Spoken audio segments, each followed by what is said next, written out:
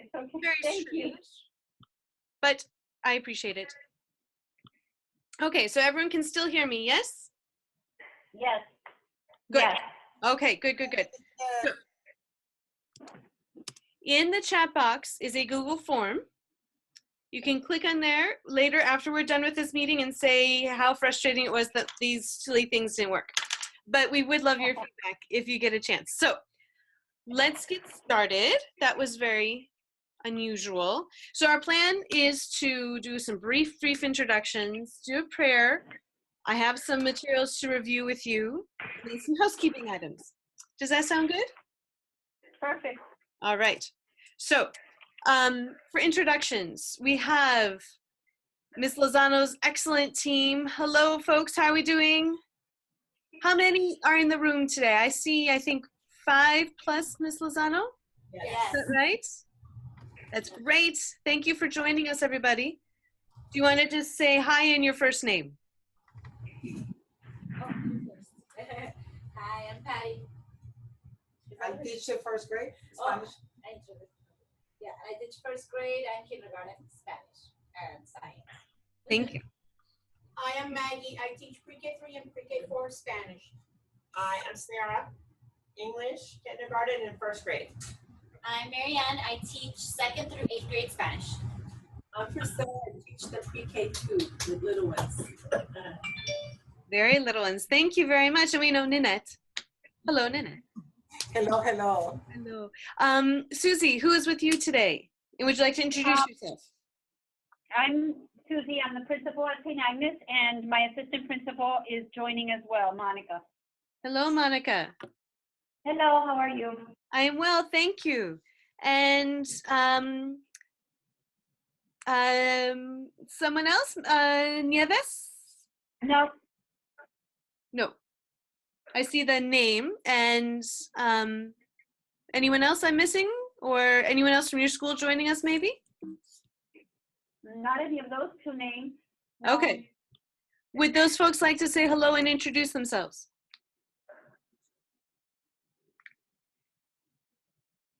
Okay, that's fine. If you do feel like doing that later, that's fine. We'd love to say hello and get to know you better. In the interest of time, I'm going to move forward to our next slide. So thanks to Chris Semelli, we have some very nice reflective prayers to think about today. So these are really poems, but they're very, very good for getting back into the school year. Here in Boston, we're waiting for another snowstorm. So it's good to listen and not panic and just be enjoying the time for what it is. So this one is titled Listening, and I'm going to turn off my video. Repeatedly, we are given chance after chance to stop and listen for all that is fundamental. We are offered the chance to hear the waves of God's voice. But how do we listen? It is so simple and so hard, so obvious to begin and so elusive to maintain. The key to keep beginning over and over, to keep emptying and opening, and simply to keep listening. For to listen is to continually give up all expectation and to give out attention completely and freshly to what lies before us, not really knowing what we will hear or what we will mean. To listen is to lean in softly with a willingness to be changed by what we hear. Repeatedly, we are given change after chance to hear the waves of God's voice from The Exquisite Risk by Mark Nepo. So then we have a second poem on that same theme. Teach me to listen. Teach me to listen, O God, to those nearest me, my family, my friends, my coworkers. Help me to be aware that no matter what words I hear, the message is, accept the person I am. Listen to me. Teach me to listen, my caring God, to those far from me, the whisper of the hopeless, the plea of the forgotten, the cry of the anguished. Teach me to listen, O God, my mother, to myself. Help me to be less afraid to trust the voice inside, in the deepest part of me. Teach me to listen, Holy Spirit, for your voice, in busyness and in boredom, in certainty and doubt, in noise and in silence.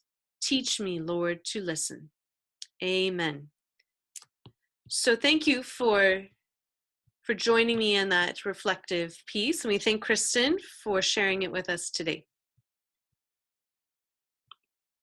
So in our January 2nd webinar, I'll put this right here.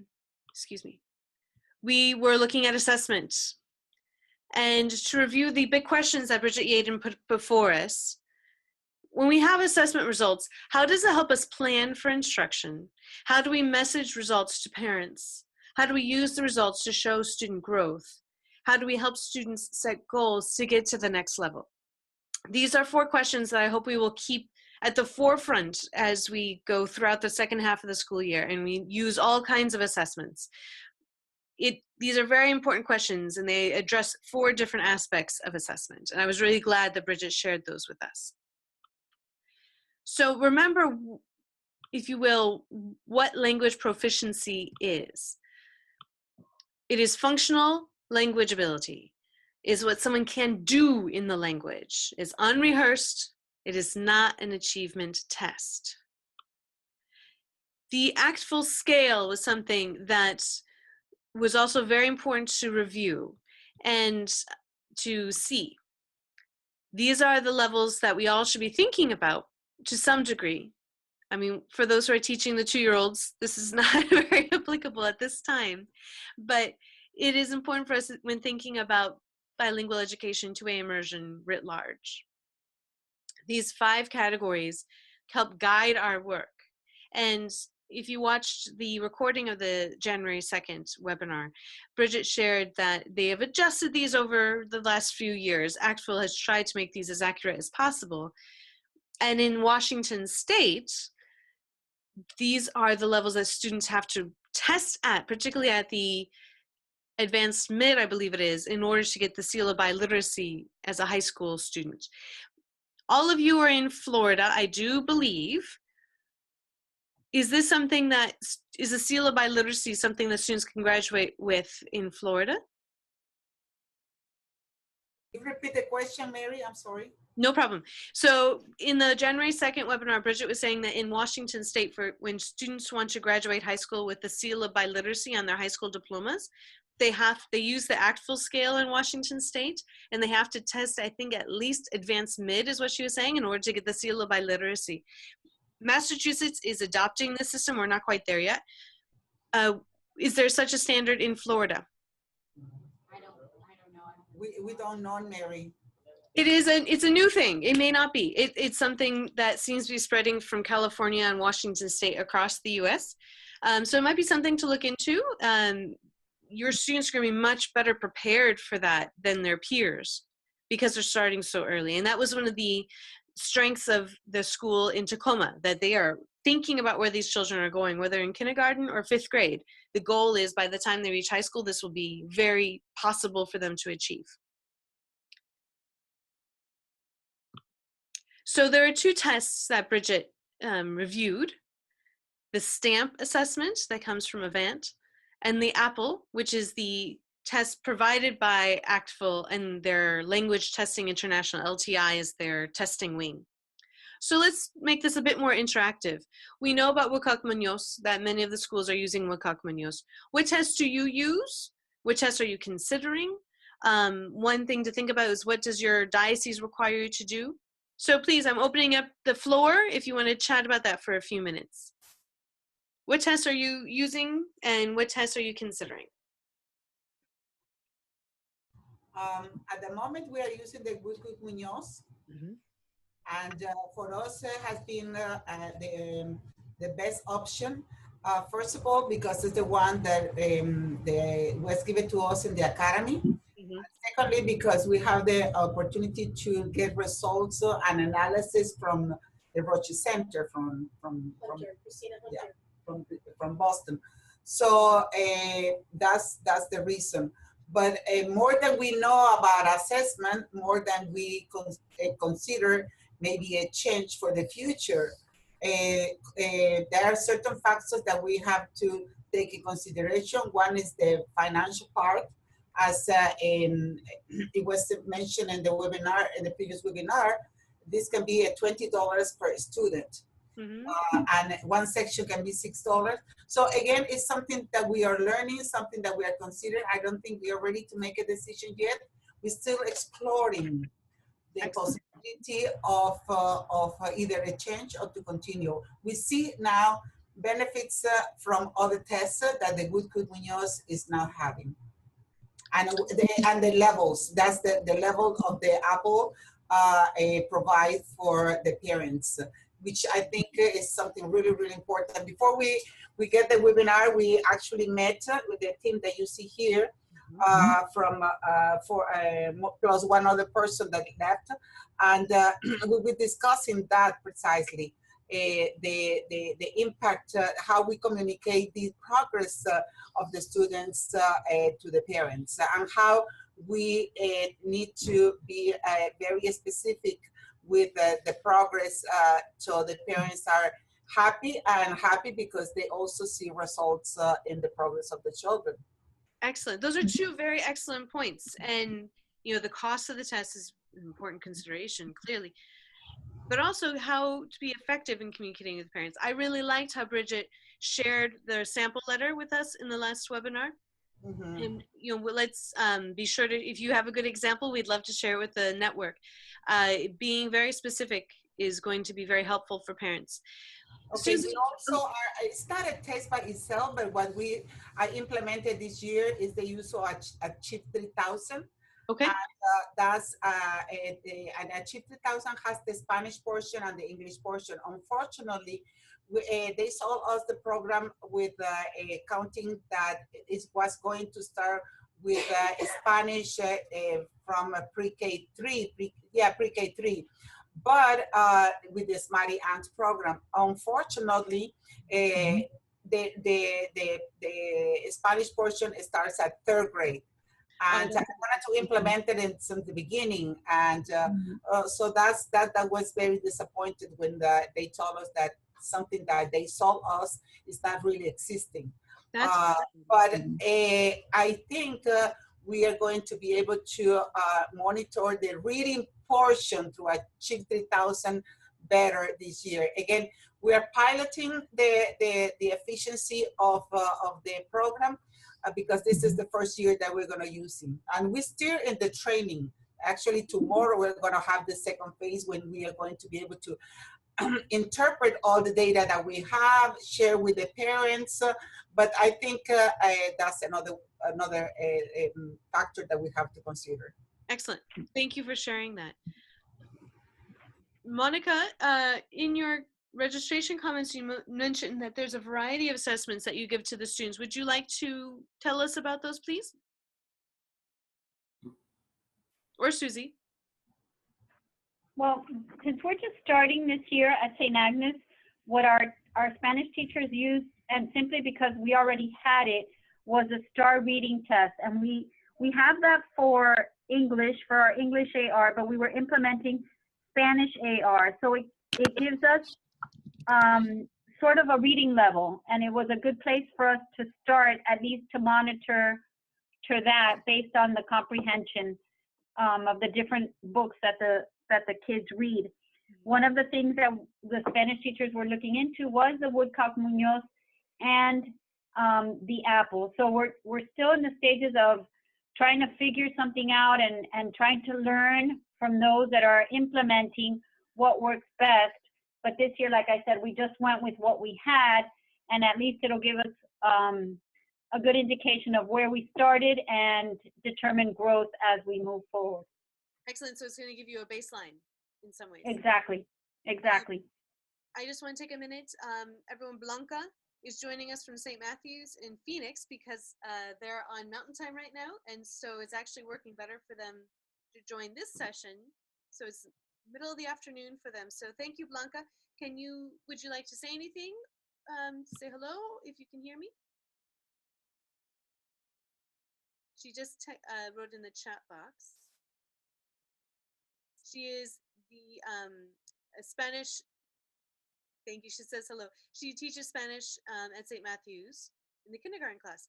If you haven't looked already, there is a great video from St. Matthew's of Las Matachinas that they did in December. And some of their youngest students, I believe it was the first and second graders, so not Blanca students, but it was just amazing. Those kids practiced for several months. So do take a look at the blog and the video from St. Matthew's. They did a wonderful job. So Blanca, if it's easier for you to type instead of talking, feel free to join the conversation and share your thoughts on assessments in Arizona. Our school in Arizona, they are using the Woodcock Munoz. They have other assessments that their diocese requires them to do. So everyone has this mixture, and you're trying to establish the baseline, like Susie Rivera mentioned. You're trying to consider the costs, such as Nanette mentioned. So we have to consider all these factors. So if so when thinking about assessment in terms of planning, one of the things that Bridget recommended, and I think is worth mentioning again, is the idea of backward design. Where do you want those students to be? In Washington State, that meant that the children will be ready for that seal of biliteracy when they're in high school. They are ready for that. They're, by the time they leave Holy Rosary Regional in Tacoma, they are ready for advanced Spanish discussion and instruction. They are truly biliterate and bilingual.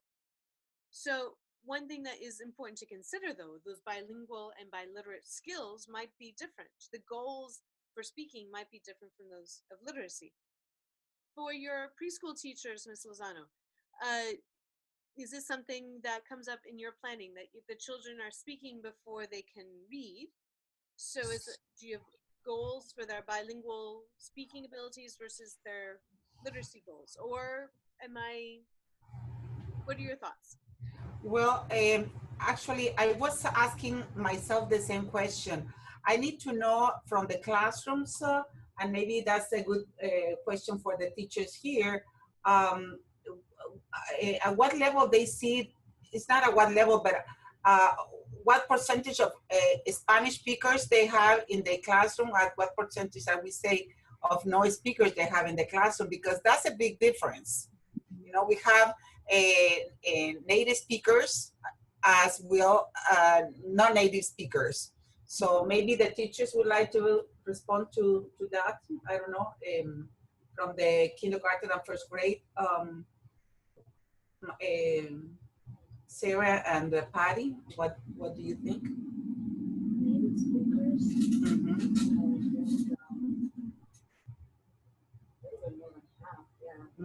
Like more than half, more Spanish speakers than no Spanish speakers? I would say so. Yeah, I would say like a 75%. 75%? Spanish speakers. Is this something that you gather, like in the enrollment forms? Do you? Yes, but we, the yes and no question and yes and no answer is, I'm sorry, the yes and no answer is in the paper. Do you speak Spanish at home? It's a very general question, but the level of proficiency is really depending of how much Spanish they use at home. And that's when it comes the difference. Yeah, for example, like a 75% of that will speak Spanish. Can you speak louder? Yeah. So Like 70, I think like in our class, kindergarten first, 75% of the students, they come from a Spanish speaking home where they can speak and communicate it, but they cannot write it or read it. So it's kind of like they can communicate, but also like short sentences, not to, you know, not a lot of vocabulary. That will be the 75%. And you have like really good ones that speak very well Spanish. They can write it and read it. Yeah. But that would be like the 10%, I would say. If I may go back a few slides, looking at this inverted cone, it sounds as if perhaps many of your students would fall into this like novice mid level, that they're getting by. For example, yeah, we give them books for reading, and most of my kids in first grade, they're like novice or novice high, and then I have like 4 only in intermediate or one of them for reading in Spanish. for reading in Spanish. Yeah, but most of them are novice. Right. And do you see the same level in English? It's Yeah, pretty because you get the close. same books, I give them the right? books in English, And you also give but them I both. have similar, very similar, but we You have give like more mediums, four, so they're like Right. intermediate. right, more So a little bit higher intermediate, in but the not as many novice, but more intermediate, but maybe 5 advanced. This is the 25% that would be English at home. Is that what Yes. Yes. Interesting. The ones that speak Spanish at home, they can read in English better than Spanish. Correct. So the 75% of the students that I said that speak Spanish and they can communicate in Spanish, they can read better in English. Correct. Oh, did you hear that, Mary? That's very interesting information. I think that we need to share with you. Right. Patty, can you speak louder so everybody can hear you? I think what I Yeah. heard is that the 75% of children who are speaking Spanish at home are reading better in English than they are in Spanish. Yes. Yes. And this is like first grade, kindergarten? Yes. First grade and kindergarten. Both. Yes, both. Both. Do you have any theories as to why that is? I don't have a theory necessarily. I'm not trying. I'm just. It's a research. I think a lot of times, well, go ahead. I think it's everything. I mean, I think they mostly like speak English with their friends and they watch TV in English. I think they also, most of the books they probably have at home are in English. They don't have that many books in Spanish. I give them a book like a week that they take from the school, but I don't know if the parents buy a book in Spanish at home. So I don't think they see that many books in Spanish. I think only with the grandparents, movies, the they songs speak Spanish. that they hear, everything like the alphabet songs, the sound songs, everything is in English. And most There's of a lot more in English. If they Google, if they put in YouTube, all the songs and videos and everything's in English. Interesting. and grandparents are mostly So I think they can communicate for like basic stuff much more than school, like academic, like language. It's more like basic stuff like they want water and how they ask all those things to their parents or grandparents. Or they want to go to the bathroom or thank you or like just like daily basic Spanish. Are you seeing the same pattern at St. Agnes, Monica and Susan? I think what we see, our demographics are a little bit different, so I think it depends. We do have the majority of our population, almost 95%, their first language and the language they speak at home is Spanish. So they do come to us with a very strong Spanish base, and they've been able to maintain that through their years here. So even when they get into middle school, if I look at your chart there, I would say that I do have some middle school students that are maybe in your advanced, mid-advanced high, where they can read and write in both English and Spanish quite proficiently and quite equally. I even have, and just because she was a case in point, a non-native Spanish speaker. In other words, her first language is English. The language they speak at home is English. And she would probably fall also in that close to advanced mid in Spanish. So through her Spanish instruction, she's been able to become quite biliterate. I don't know if we implemented, I don't know, whatever test they give those that you're saying now, that new test that I forgot in Washington, right? If she would, how she would fall, but that is interesting to see. And what I would want to see is those kids starting the program now in kindergarten and learning to read in English and learning to read in Spanish simultaneously, how they're going to do. That's going to be interesting to see. That is interesting. And then this also then would relate to, so to go back one step. So we've got our speaking versus literacy goals, which might be different depending on the age and the abilities of the children. But then we have our goals. So these are the goals that Bridget has adapted. They're from Utah. Utah has a very strong bilingual program. I'm about to send some materials out to everyone. Utah's got a lot. So Bridget took this and adapted it for their needs. What do we think of these goals? Are they reasonable? Are they similar to what you're using? Is this the progression you think is reasonable for these ages? If you can see it, hopefully you can see it pretty well. So it would seem as if for like Susie's student that she was mentioning, she's right on target. And then for the I children, would just, pardon, go ahead. I'm sorry, I would just have a question, like, what does a novice mid look like? Like, is that, yeah, Right. So that's something to discuss, right? Like, yeah, like, what does that look like? What does an intermediate, low, high look like? exactly. So that was something that Bridget touched on a little bit. Using the Apple test from Okay. Apple, they've tied these things together. But since she adapted this from Utah's standards, she did a little bit to look at look at what they can do at their school and to think about it. She's using the ACTFL levels. Blanca, your mentor, Christina Ladas, is a big supporter of ACTFL and the levels. And so your mentors might be able to provide some insight onto this, or of course at the academy, the professors that we work with. But it would seem to me that this is partly taking the recommendations from ACTFL in places like Utah, and then seeing what fits your students in deciding what does novice mid mean for your students. These are general terms, but it is tied to the Apple test. But if you're not using the Apple test, what does this is something to think about.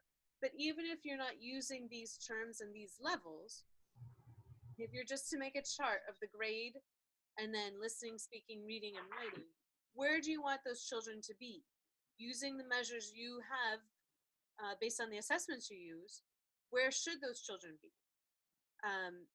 Should they be on grade level in both languages? Should they be more advanced in Spanish than English, or vice versa?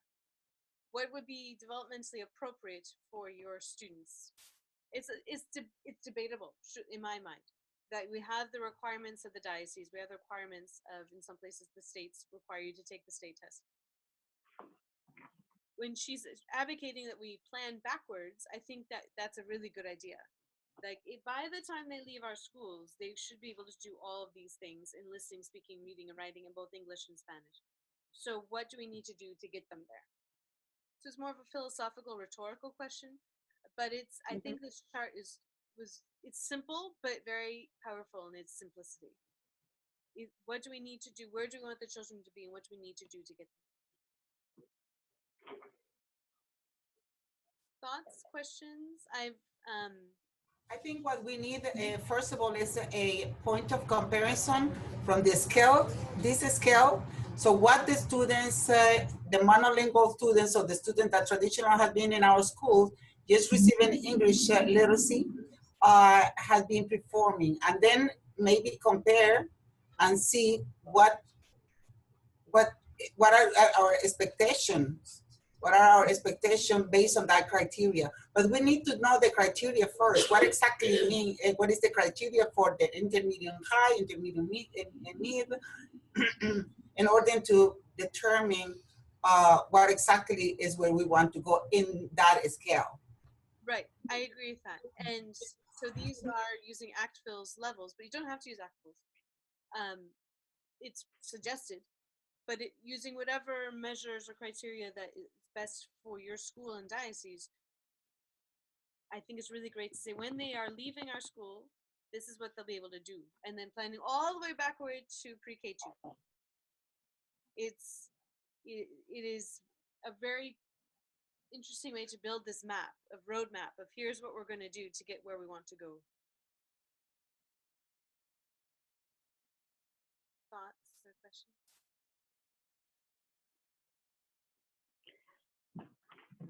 Yes, I agree. I think that's that would be an important piece in all of this, is to sit down and say exactly what you just said. When they leave my school, they're going to be able to do this. So how do we accomplish that? We have to go all the way back down. And I guess it's little by little, you're going to have to tweak that as you go along. Exactly. Year after year.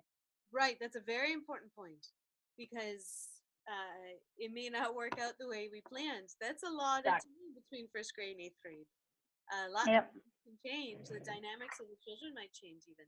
So that's a very key point. But yeah, being open to the fact that you might have to,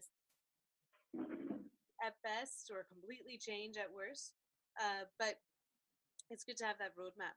And this, of course, will force one to do some vertical planning and horizontal planning. Yep. Yes. So that's an ongoing discussion point. Yeah. But one point that I think Nanette mentioned very effectively is the importance of communicating this to parents. In the January 2nd webinar, we were given a sample and of a letter that was sent. Oh, excuse me. Blanca did say, I think the graph is showing how they are growing.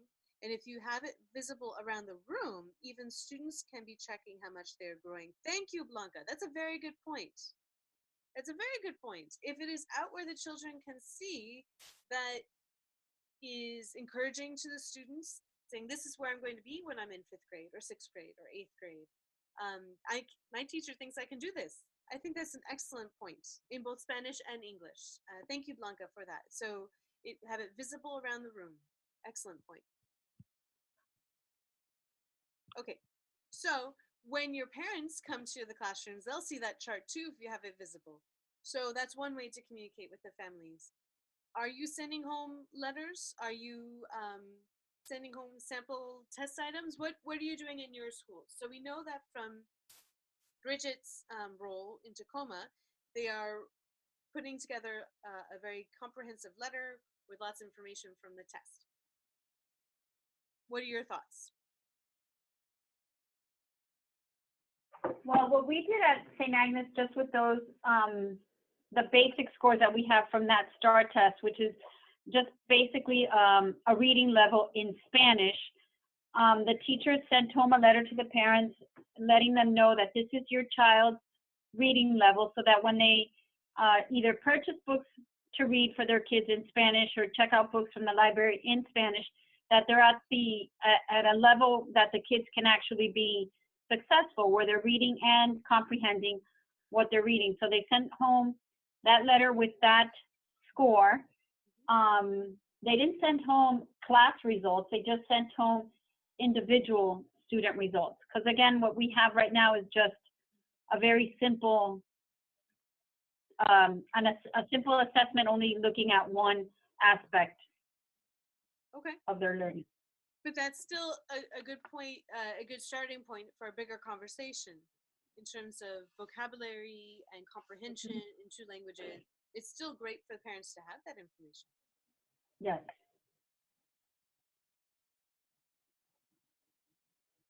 So, Holy Rosary St. Richard, what gets sent home to your parents? Well, at the moment, we will send home the results from Achieve 3000 for reading. As I mentioned, this program that we just started here. Hopefully, we will continue with communication to parents. Actually, the training tomorrow is in relation to that, how to communicate to parents, how to be in contact with parents about informing them about the progress of the children. We also send books. We send books home as well in kindergarten and 1st grade, and they're different levels. That way, each child is at their own pace. And some of them are the below, some of them are average, and then we have advanced. And then I have one little girl that's already above kindergarten, so she's in 1st and 2nd grade. So we do that as well. With different reading books. Excellent. Is Are that we talking about assessments in English or assessments in Spanish? We don't. I leave that work up. Oh, we have books in Spanish You guys as well. have that? Oh, that's good. That comes with our series. We do both. So they get like 2 bags, Ziploc bags or something of books, like one in Spanish, one in Yes. And a reading folder, and it's in a clear like Ziploc, the clear paper holder. Yeah. With a letter, and then they sign off when they're fluent with the teacher, as well as they bring it home for a couple days until they're fluent, and then they get the next level. Excellent. And is that at least for the then based on the guided reading, or is it goes with our reading series Journeys? It comes in English and Spanish. different, like, you know. 3 different levels, really, below, average, and advanced. No, what I mean between Yeah. Spanish and English. Correct. Oh, there could be two Correct. different levels depending on the language. Yes. Yes. Okay. So they're all at different levels. There's 6 books of each. So one could be here and one could be here, you know. So they're all. And how is that going? What do the parents say? What feedback are you getting? No, it's going well. They like it. And they turn out- Some of them return it quickly. Others have more time. So it's at their own pace. So it works out well. Very good. Low pressure. Yes. No, exactly. No, until they can read it on their own, they have to bring it back. When they can read it on their own, that's when they bring it back. If they cannot read it, then. Or they keep at it. They to build up their fluency. Yes. I do something similar with my own son, and it surprises him sometimes. He's very goals oriented. I'm like, that took you a minute less this time, and that he sits up a little taller. He's a little more proud of himself, and it's very tactile to see that. I've read it 3 times. Say, mark it 3 times. So it's exciting for them, isn't it? Especially. And they feel like they can read because they are reading it. They believe in They their get excited because they read the book, not somebody else is reading it to them. and in both Spanish and English. They're reading in 2 Yeah, languages. it's the same. I mean, depending on the level, it's a little bit different, but it's always the same book, goes with the same theme. Very good. So Excellent. Blanca, do you want to share your thoughts on how you communicate with your families? She can hear me, and then she types in. So with some of the other schools in the network, they're doing a lot of the same things that both of your schools are doing. But also the parent-teacher conferences are very key. This is a very short but important chance to explain things very thoroughly if the parents are interested in coming in. And I believe you have an open house coming up, at least at your school, Ms. Lozano, is that correct?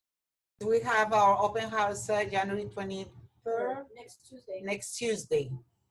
And so will the currently enrolled families come, or is that for new families? Oh, that's for new families. So do you have an open house for currently enrolled families also, or Yes, at the beginning of the school year?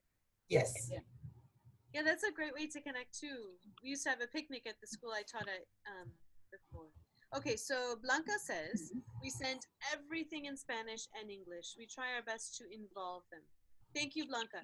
Yeah, it's important to send the message in both languages. And my colleague Fabiola has, and she's absolutely correct. She gets frustrated. She gets a letter from her child's school. Her child is in high school. And she says, I can tell when they use Google Translate. They didn't do true Spanish. I can tell.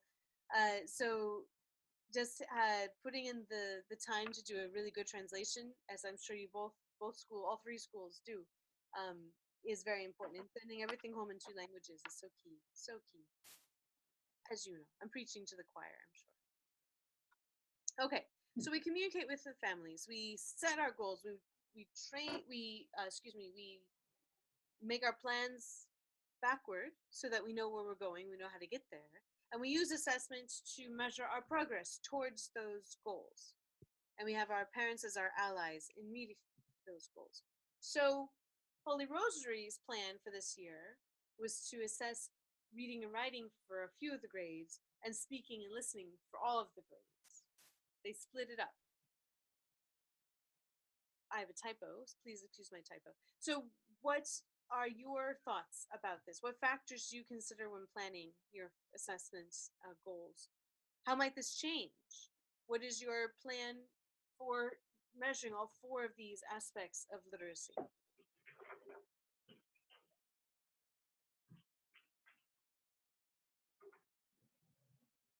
Do you assess speaking and listening? We haven't assessed at St. Agnes. We haven't assessed speaking and listening formally, as in like with a standardized kind of test. We do have formal and summative assessments that the teachers have done throughout the year, but nothing standardized. So we definitely, since we're just starting, we need to sit down and really come up with a clear and specific assessment plan. And I think you've raised a good point. There's informal things that are happening in the classroom that I'm sure the teachers are keeping track of, and we've talked within the network about Easy CBM for keeping track of such things. But also there's the more formal aspects, and this is really what I'm talking about here in terms of Holy Rosary's plan for the year. For Holy Rosary St. Richard, are you assessing all four aspects? Do you have formal, informal? I imagine you're doing more listening and speaking to younger children. Yeah, the series that we use, it has like every week, it has a unit, a lesson test. A lesson test, it has everything from speaking, listening, reading, comprehension, vocabulary, phonetics, everything. And then the end of the unit as well. And then the end of the unit, another one. So we already are in unit 9, so we have 9 of those tests. And then we have 1 unit test because now we're about to do unit 2 test. And so you're able to track their growth across those 9 or 10 weeks. Yes. That's what I was just discussing with her, that we actually need to do a spreadsheet in Excel and to see the progress. We haven't had the time And to the be honest. parents receive the results. Well, they see it on the we don't give them a copy of the test. Yeah, it's just in the see it on portal. grade book, yeah. It's in the portal. They see the grades, Where they it see the was. test, but Spelling. they probably don't know that that's like it says lesson test at the end of the lesson, but It says comprehension, but some of them are more yeah, specific. comprehension, phonetics, vocabulary, Spelling. and So it's being done, and the parents have access to those test results. yes, Yes. but not to the test, so they don't But the really portal. see it. They Just just see to their child's scores. exactly. They just see the grade, the score. So they can see that's useful, right? That's Yeah, but what we were thinking is that I think we need to do it by student, by unit, so we see it like from unit 1 to unit 10, the progression. The growth Now, and progression. it gets harder. It's different. The thing is, yeah, we also we do kindergarten Because first. what you test is the skill. What we test are the skills, and the skills from each unit.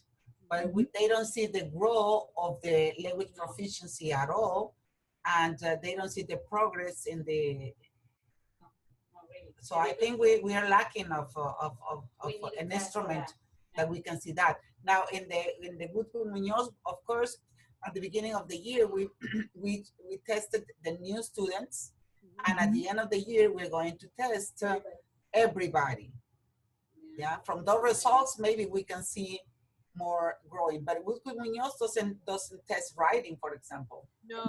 One that will do like the beginning, middle, and end. So in the middle, we can know how if it's really been working or not. Or at least 2 tests in the middle too.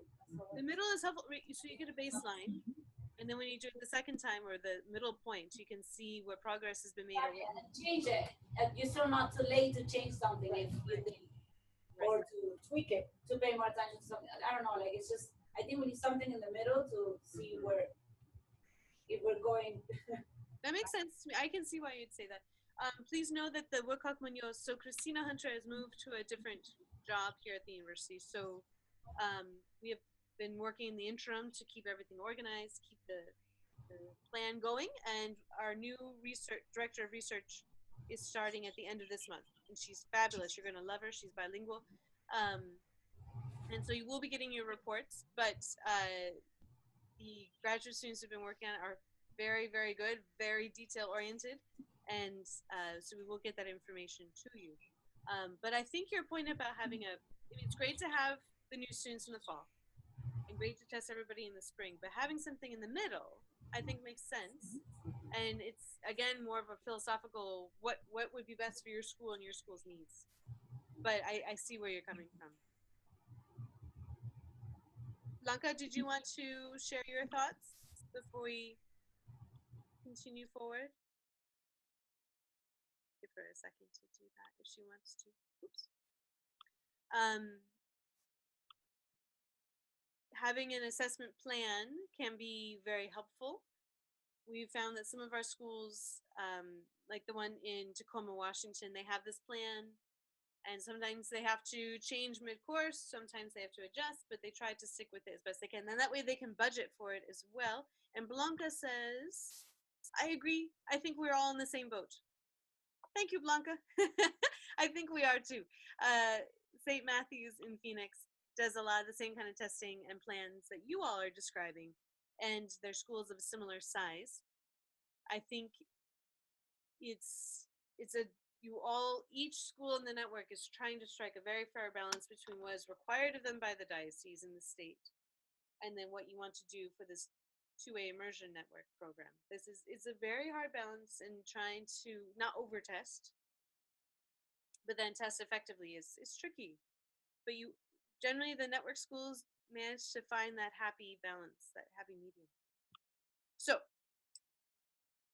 in the January 2nd webinar, is talking about what we can do in class to prepare for these assessments. So she recommended lots of pair conversations, free writing, and modeling examples of writing in both languages, lots of reading, free reading, sustained silent reading in both languages. What else would you add to this list of suggestions? What do you know now that works well, that you've experienced throughout the school year thus far? It sounds like the students don't, at least in Holy Rosary St. Richard, not a lot of Spanish books at home. So sending books home sounds like a really good idea.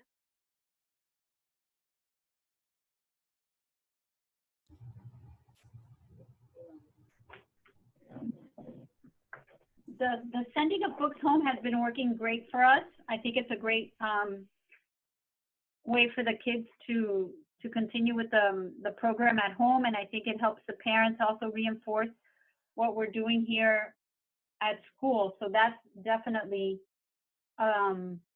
something that has worked well for us. And then I also think really promoting the Spanish and getting buy-in from everybody has also worked very well. Even with the lessons the teachers are doing with in the classroom, incorporating teaching the science in Spanish in addition to the language arts in Spanish has also, I think, worked well. In other words, more time to the Spanish, to teaching in Spanish, I think has been a positive for us. In covering content. Exactly. Right. Well, because that builds so many other areas. You're building vocabulary, you're building comprehension, even their conversations are enhanced because of that. Right, they're richer, deeper. Exactly. Mm-hmm. Other thoughts? Okay. Something to think about. It's something, I mean, there are many different ways to approach this. Blanca writes, she says, I do a lot of singing in Spanish. Oh, Blanca, I wish we could hear you now. Very convenient. You don't have a microphone working. You talk about singing. So next time we'll get Blanca to sing. But that would provide, I would think, Blanca, you let us know, but you could do a lot of historical, cultural instruction that way, right? The songs could have a lot of history in them, or different regions where Spanish is spoken. There's a lot you could do with music. I think that's a great point. And the children can exercise new ways to use their ears. We talked about listening in the beginning in our reflective poems, but they'll develop their musical ears as well. One thing that we've also incorporated that has been working really great is once a month we have a mass, our school mass is in Spanish. So it just reinforces all aspects of the mass and the Spanish. So that's very interesting and exciting. Yeah, so I imagine it's almost like strengthening those linguistic muscles in a way, right? Because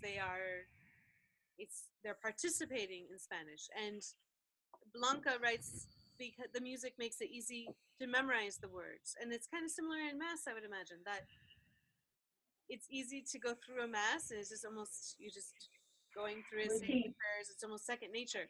But if you have Yep. to do a different language once a month, you have to really think about what you're saying. Yep. And if they go to mass, my grandmother's first language was not English, and she would pray in her home language of Hungarian. And so it would be a way to connect with the grandparents. I think it was some of the pre-K teachers were saying the grandparents are speaking Spanish, so a way to connect with families. Okay, in the interest of time, I'm going to skip the questions part because we've had some pretty good discussions. Thank you so much for all that you have shared today. We have a couple of housekeeping items I want to make sure we get to before the clock strikes 5. Be sure to save the dates. So the Summer Academy is scheduled from Sunday, June 24th through Thursday, June 28th. As I've been saying, it'll be at the Babson College Executive Conference Center in Wellesley, Mass., which is just a short drive from the Boston College campus. Registration materials will be sent out in about 2 or 3 weeks. So for the school leaders, know that that is coming, and start to think about the teams and what you want to gain from the Summer Academy experience. And we look forward to sharing more details as they are set, but it's exciting. We were just there on Friday. Plans are being made. We're very excited. So I look forward to sharing more of that with you soon. Book club. This will be announced at the next webinar, but we are considering 2 books. This one, Teaching for Biliteracy, and I'll send out this information. This is by Beeman and Uro. It was suggested by Liz Howard of University of Connecticut. This has some more practical instructional information about bridging, addressing different